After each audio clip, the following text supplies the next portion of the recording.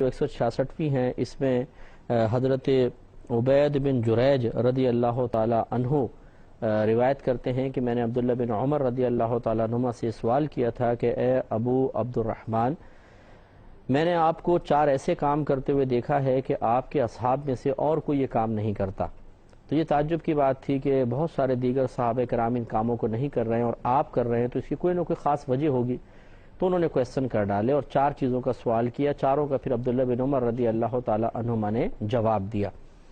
اور وہ سوال تو میں نے بیان کر دیے تھے، جواب بھی بیان ہو گئے تھے، لیکن میں دوبارہ دہرا لوں گا اور اس کی وضاحت بھی کرتا جاتا ہوں۔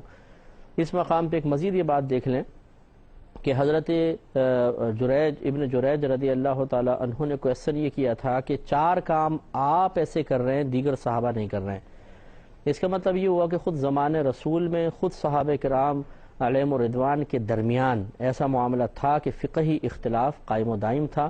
کچھ صحابہ کسی اور حدیثوں سے استدلال کر کے کچھ عمل کر رہے تھے اور بعض صحابہ کرام کچھ اور عمل اختیار کیے ہوئے تھے، حالانکہ ایک ہی زمانے کے ہیں اور نبی کریم صلی اللہ علیہ وسلم کے صحبت یافتہ ہیں۔ اس سے ہماری عوام ذرا درس حاصل کرے کہ جو علماء کے اختلاف، جو فقہی اختلاف ہیں، شرعی مسائل میں اختلاف ہیں، ان کو سننے کے بعد اور فوراً بھڑک جاتے ہیں کہ جی یہ مولوی لوگ تو آپس میں لڑتے رہتے ہیں۔ اب بھائی ایک کے پاس جاؤ جائز کہتا ہے، دوسرے کے پاس جاؤ ناجائز کہتا ہے، کس کے پاس جائیں بتاؤ، کس کے پاس نہ جائیں؟ تو یہ اس لیے آپ تذبذب کے عالم میں آتے ہیں، اس لیے آپ پریشان ہوتے ہیں کہ کبھی آپ نے دین کو سمجھنے اور سیکھنے کی کوشش ہی نہیں کی۔ نہ ہم نے کبھی قرآن پڑھا ہوتا ہے ترجمہ تفسیر کے ساتھ، نہ ہم نے حدیثیں پڑھی ہیں، اور اس کے باوجود بعض تو اپنے آپ کو اتنا عالم سمجھتے ہیں کہ بولتے ہیں جی ہم بھی جانتے ہیں دین، جی تھوڑا بہت دین تو ہمیں بھی معلوم ہے۔ بھائی کتنا تھوڑا بہت معلوم ہے ذرا بتائیے گا؟ تو پھر وہ بیچارے کچھ بھی نہیں بتا سکتے ہیں۔ تو خلاصہ کلام یہ ہے کہ ایسے حضرات جنہوں نے کچھ پہلے پڑھا ہی نہیں ہے، کچھ سنا ہی نہیں ہے، صحابہ کرام علیہم الرضوان کی احادیث مبارکہ پہ غور و تفکر، ان کے اعمال و افعال پر سوچ بچار کی ہی نہیں ہے، انہیں کیا پتا کہ پہلے کیا ماحول تھا۔ تو ایسے ہی ہوتا رہا ہے، ہر دور میں فقہی اختلاف چلتا رہا ہے۔